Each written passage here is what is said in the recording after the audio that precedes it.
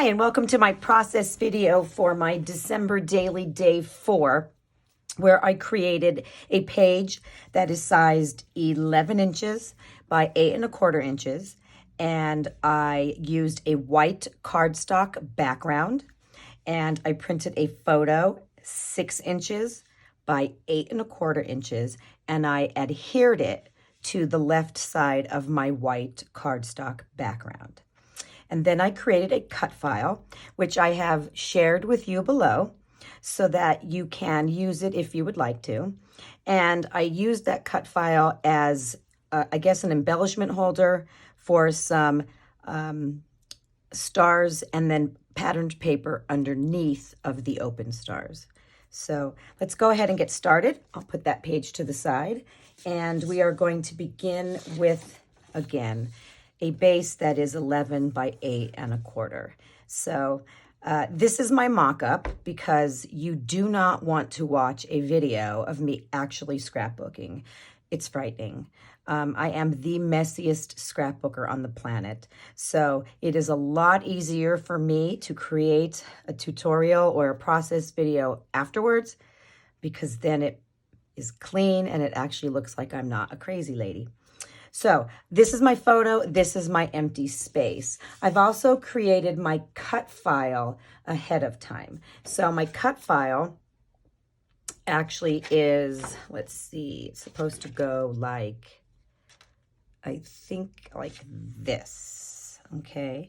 And so now you need to use only a 5-inch width of this cut file. So we're going to move it around to see where we'd like it to be.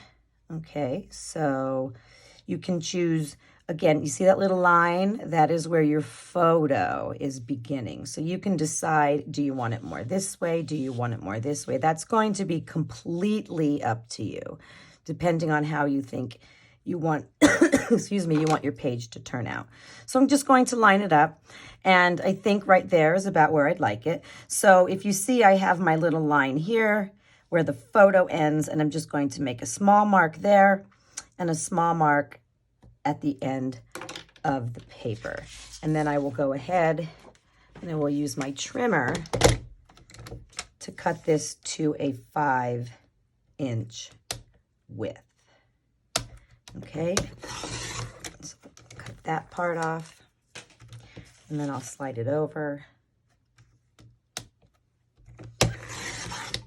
Okay, now this you can discard. This was only cut because I needed the positive shapes. So this is no longer needed unless you want to save it for another project, which I will put it into my bucket and maybe something will happen with it one day, who knows. Alrighty, so now I know for sure that I want to have this positioned like this. All right, so now you have to decide, there's 1/4 inch, because remember, most paper is 8½ inches. So do you want the 1/4 inch to come off the top or the bottom? So that'll be up to you as well. I think I'm going to pull it off the bottom. So I'll cut this with about 1/4 inch being removed.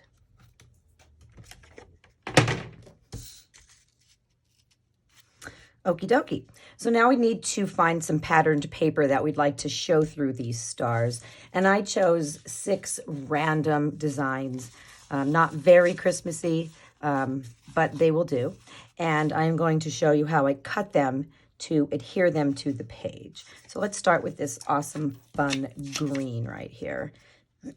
I know that I want this to show through my largest star. So I'm just going to kind of go, okay, this is what I want it to look like. That looks pretty good, right? I like it. So I need to place it on the top here, covering the star, and then I need to flip it over. And then what I will do is I will kind of make very light lines showing where my actual star is. And I'm doing this so that I am sure to cut outside of these lines. Because remember, you only want a small portion of it. showing through. So now I'm going to cut. You see I'm cutting outside of the lines so that I have some leeway. Okay, and just cutting the shape of the star out.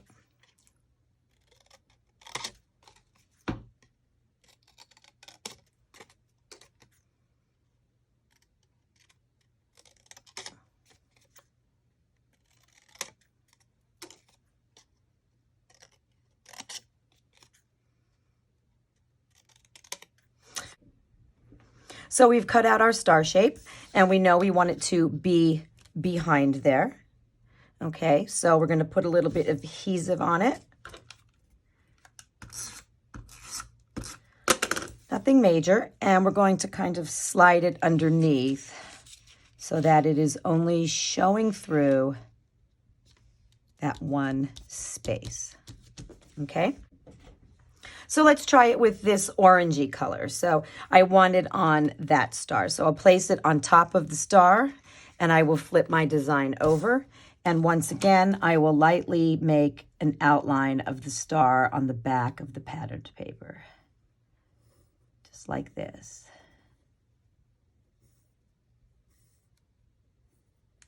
Okay, then I will take my scissors once again, and I will cut on the outside of that star.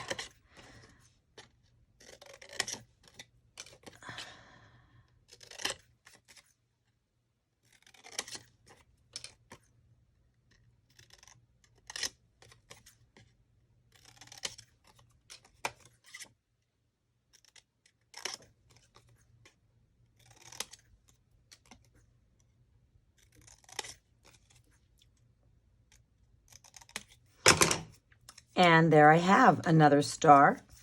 And again, placing this on top of your base. Oops. Placing this on top of your base. You're going to want to slide this underneath once you've put some adhesive on the back, so that it is only showing through this star. Kind of lay it down a little bit, and there you go. And now I have done two. All right, I'm going to cut the rest, and then I will be right back.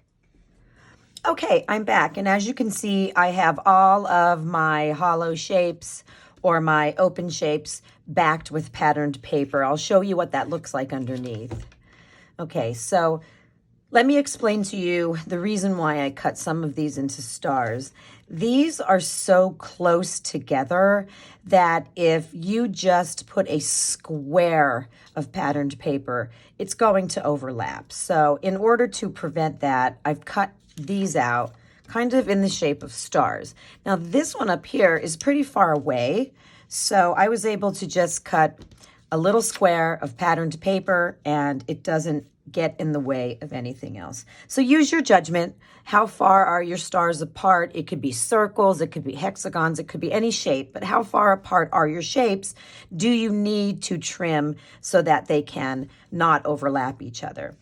You'll notice that for this one, I had to cut a part of it off straight so that it didn't overlap the photo. And then over here, this one needs to be cut off because it overlaps the edge. Alrighty. So now when you put everything together, you see that all you really see are the patterns beneath. And then next, we're going to take some of our positive shapes and we're going to place them around the page. And for that, I used foam adhesive. In this case, the foam adhesive that I used are little itsy bitsy tiny dots, and a little bit different than this foam adhesive. This foam adhesive is fine. I actually like it better, but to prevent from having to really cut these up into small, thin slices, I used these little dots instead. So all I really need to do now is just take my scissors and trim anything that might be sticking out before I adhere it. You see, there's little, and you may not even be bothered by that. I am, so I will trim that off. Okay, so foam adhesive is on the backs, and then I decide where do I want these to be. So let's take off the adhesive. Sometimes I take the backs off of all of the foam dots. Other times I do not. This is so thin that I kind of feel like I need to. So I removed the foam dots from there. And then you can just place this. Where would you like to place it? You could place it, let's just say we place it right there. And then we have another one. And again, I will remove the backing off of all of these. You'll see when I'm putting this piece on that I will not remove the backing off of all of them. There's really no need. It gives it the dimension, but you don't need to have the stickiness. So then maybe I'll take this one and I'll place this one right, maybe, I don't know, right here maybe. Okay. And I have one more that I'd like to place as well. And I think this one will end up sticking off into the photo. And I'm okay with that. That's perfectly fine. I actually think it looks kind of good. So let's pull off the backing off of those. And I'll leave the backing on the one that is going to be on the photo for now. So then we could take this and kind of just put it there. And I think then I have one more that I'll place, and this is a solid one, and I've used the regular foam adhesive, and I'll just place that one right there. Very simple. If you look on my page, you will see that I have also added some little stamps there. Time together, enjoying, holiday love. If you want to do anything to this background, you're going to need to do it before you put your foam squares on the back of this. Because once you do, it'll then be raised. It'll be really hard to make any changes. So let me cut this off here. And you'll see here it's sticking up. I'm probably going to have to put maybe a little piece of foam square here and a little piece there, but I'll worry about that later. And flip it around. And this is where you decide how many foam squares you would like to use. Everybody's different. You may want to fill this space more with foam squares. You may choose to put it more close to the edges, only on the outside. I'll just pop a couple on here and there. For my original, I did line the outside with foam squares. I put a couple in here and I put a couple in here. I don't want to waste too many of them. So this will keep your page above. And you'll see you're going to have to put some in here because you see how it just kind of flopped in the middle. So it looks like I'll have to do that. Not a crisis. I have bought these on Amazon in bulk, and I could always use this for something else. So then flip it around, see how you like it. Does it look like it's dimensional? You may have to cut, let's see, I'm stuck there. You may have to cut a part for here and put it underneath there to hold that up a little bit. You may have to cut put a piece there. But you'll kind of decide, you know, as you can see it laying, you'll see where you feel like it's not popped up enough that you need to add additional foam squares. So just use your best judgment. Eyeball it, see what it looks like. Don't pull off any of this backing until you keep turning it around and figuring out, do you like how it looks? Are you happy with it? That way it'll make sure that you are happy with how they're standing up.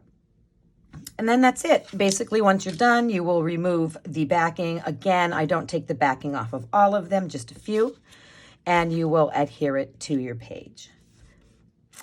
To end, I added some chipboard circles and a phrase at the bottom as well. So that's how you complete that page. I hope that was helpful. I hope I was able to explain it to you well enough. I apologize for my voice. One of the downfalls of being a teacher sometimes is that I lose my voice. If you have any questions, feel free to reach out to me. I will be more than happy to answer your questions or give you help. And as always, have a fantastic day.